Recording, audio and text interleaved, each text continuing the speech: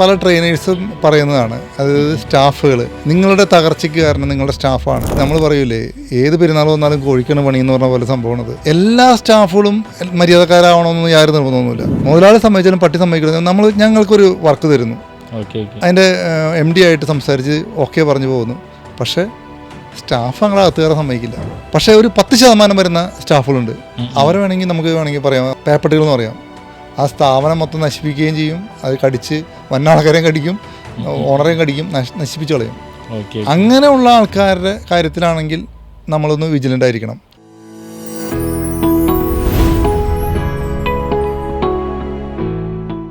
വർഷമായി RFSയിൽ. ഇപ്പോൾ എനിക്കറിയാം, പേഴ്സണലി അറിയാം. നമുക്കിപ്പോൾ 14-15 വർഷമായിട്ടുള്ള സ്റ്റാഫ് നമ്മുടെ കൂടെ ഉണ്ട്. ഇപ്പോൾ നമ്മൾ ചെയ്യുന്നതാണെങ്കിൽ ഇപ്പോൾ കോർപ്പറേറ്റ് ലോണുകൾ, ഇപ്പോൾ കേരളത്തിൽ അറിയപ്പെടുന്ന കോർപ്പറേറ്റുകൾക്ക് വേണ്ടിയിട്ട് നമ്മൾ ലോണ് കൊടുക്കുന്നുണ്ട്. അപ്പോൾ അത് ശരിക്കും നിങ്ങളെ സംബന്ധിച്ച് ഡിസ്ക്ലോസ് ചെയ്യാൻ പാടില്ല അവരുടെ പേരൊന്നും. അപ്പോൾ ഈ ഒരു നമ്മുടെ വളർച്ചയിൽ ത്രൂ ഔട്ട് നമ്മൾ ഇത്രയും സ്റ്റാഫ് ഉണ്ടായിരുന്നു. പക്ഷേ പലപ്പോഴായിട്ട് നമ്മൾ വീഡിയോസിലൊക്കെ കാണാറുണ്ട്, നമ്മളുടെ ഒരു വളർച്ച എത്തുമ്പോൾ ആ ഒരു സ്റ്റാഫിനെ അവിടം വരെ നമ്മൾ എത്തിക്കാൻ സാധിക്കുള്ളൂ.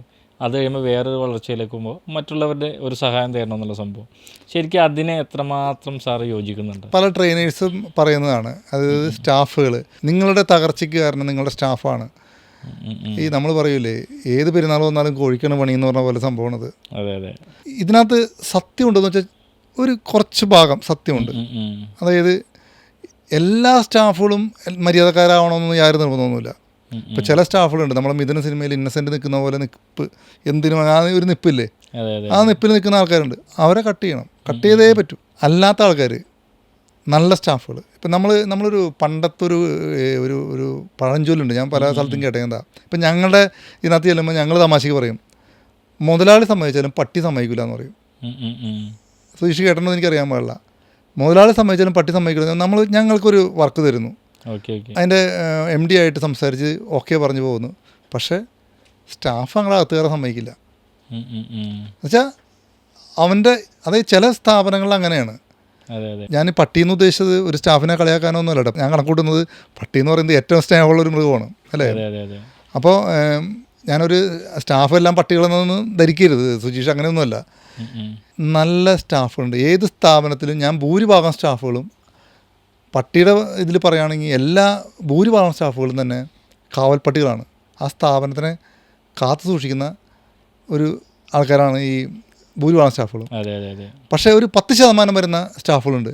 അവരെ വേണമെങ്കിൽ പറയാം പേപ്പട്ടികൾ എന്ന് പറയാം. ആ സ്ഥാപനം മൊത്തം നശിപ്പിക്കുകയും ചെയ്യും. അത് കടിച്ച് വന്നാൾക്കാരെയും കടിക്കും, ഓണറേയും കടിക്കും, നശിപ്പിച്ച് കളയും. അങ്ങനെയുള്ള ആൾക്കാരുടെ കാര്യത്തിലാണെങ്കിൽ നമ്മളൊന്ന് വിജിലൻ്റ് ആയിരിക്കണം. അതേ സമയത്ത് സുജീഷ് പറഞ്ഞൊരു കാര്യമുണ്ട്, ഒരു പരിധി വരെ സ്റ്റാഫുകൾ വന്നു കഴിഞ്ഞാൽ അവരെ കളഞ്ഞിട്ട് അടുത്ത ആളെടുക്കണം എന്ന് പറഞ്ഞാൽ നമ്മൾ വേറെ കാര്യം കൂടി പറയും. നമ്മളൊരു പഴഞ്ചൊല്ല് പറയില്ലേ, അതായത് ഇത് ഉപയോഗിച്ച് കളഞ്ഞിട്ട് കളയാമെന്ന് പറയില്ലേ, അതുപോലെ ആവരുത്. നമ്മുടെ സ്ഥാപനത്തിൽ സ്റ്റാഫ് വർക്ക് ചെയ്യുന്നുണ്ടെങ്കിൽ ആദ്യം അവന് അറിവ് കുറവായിരിക്കും. ഈ അറിവ് കുറഞ്ഞവനെ നമ്മൾ എന്ത് ചെയ്യണം? നമ്മുടെ കൂടെ വളർത്തണം. അവന് ട്രെയിനിങ്ങൾ അല്ലെങ്കിൽ അവനുള്ള എഡ്യൂക്കേഷൻ കൊടുത്ത് നമ്മൾ കൂടെ വളർത്തണം. അല്ലാതെ അവനെ കൊണ്ട് കളയല്ല, അവനെ കൂടെ നിർത്തണം. ഇപ്പോൾ ഞാൻ പല ഇൻ്റർവ്യൂവിലും സുജീഷിനോട് പറഞ്ഞിട്ടുണ്ട്, പല കമ്പനികളിലും പല ആൾക്കാരുടെ അല്ലെങ്കിൽ ഒരു മാനേജ്മെൻറ്റ് കൺസൾട്ടന്മാരെ വാക്കിയിട്ട് കുറേ സ്റ്റാഫുകളെ മാറ്റും. അണ്ട് കുറേ അവിടെ നിന്ന് ഇവിടെ നിന്നൊക്കെ പഠിച്ച ആളുകളെ കൊണ്ടുവരുത്തും. എത്ര സ്ഥാപനം നശിപ്പിച്ച് കളഞ്ഞത് ഞാൻ സുജീഷിനോട് ഇത് കഴിഞ്ഞിട്ട് പറഞ്ഞുതരാം. ശരിക്കും ഇത് മാറ്റുന്ന അത്രയും വർഷത്തെ എക്സ്പീരിയൻസ് ഉള്ള ആൾക്കാർ, ആ കമ്പനി അറിയുന്ന ആൾക്കാരെ മാറ്റിയിട്ടാണ് പുതിയ ആൾക്കാരെ കൊണ്ടുവരുന്നത്. അല്ല, അവരുടെ കുറേ എഫേർട്ടുകളുണ്ട്. അവർക്ക് ചിലപ്പോൾ അറിവില്ലായ്മ വരുമ്പോൾ അവരെ നമ്മൾ എഡ്യൂക്കേറ്റ് ചെയ്യണം, അത്രേ ഉള്ളൂ. ഇപ്പം നമ്മുടെ അടുത്ത് വർഷങ്ങളോളം നിൽക്കുന്ന സ്റ്റാഫുകളുണ്ട്, ഇടയ്ക്ക് വന്ന് പോണ. ഇപ്പം ചില ആൾക്കാർ നല്ല ബെറ്റർമെൻറ്റ് ജോലി കിട്ടിപ്പോവും, അവർ പോയിക്കോട്ടെ. അതല്ലെങ്കിൽ നമ്മുടെ സ്ഥാപനത്തിൽ നല്ല എക്സ്പീരിയൻസ് ഉള്ള ആൾക്കാരെ വെച്ചോട്ടെ. പക്ഷെ നിലവിലുള്ള നമ്മുടെ നിൽക്കുന്ന ആൾക്കാരുണ്ടല്ലോ, അവരെ നമ്മൾ കൈ പിടിച്ചുകൊണ്ട് നടക്കണം. അവരല്ലേ, അല്ലെങ്കിൽ പിന്നെ എന്താണുള്ളത്?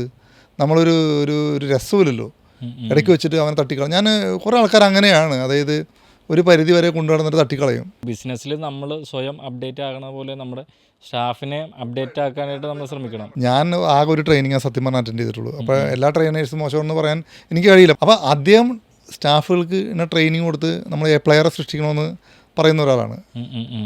ഞാൻ അദ്ദേഹത്തിൻ്റെ ഒരു പ്രൊമോട്ടറായിട്ടൊന്നുമല്ല ഞാൻ പറയുന്നത്, മറ്റ് ആൾക്കാരെ ട്രെയിനിങ് യൂട്യൂബിൽ കേൾക്കാറുണ്ട്. അപ്പോൾ ചില ട്രെയിനേഴ്സ് ചിലപ്പോൾ പറയണത്, അതായത് ആ ഒരു ഘട്ടം വരെ നമ്മൾ ഉപയോഗിക്കാൻ പാടുള്ളൂ, അത് കഴിഞ്ഞാൽ അവരെ മാറ്റണം എന്നൊക്കെ പറയണത്, അതിനോട് യോജിപ്പില്ല. പക്ഷേ അദ്ദേഹത്തിൻ്റെ തന്നെ, അല്ലെങ്കിൽ അവരുടെ തന്നെ വീഡിയോസ് നല്ല തോട്ട്സ് ഞാൻ കാണാറുണ്ട്.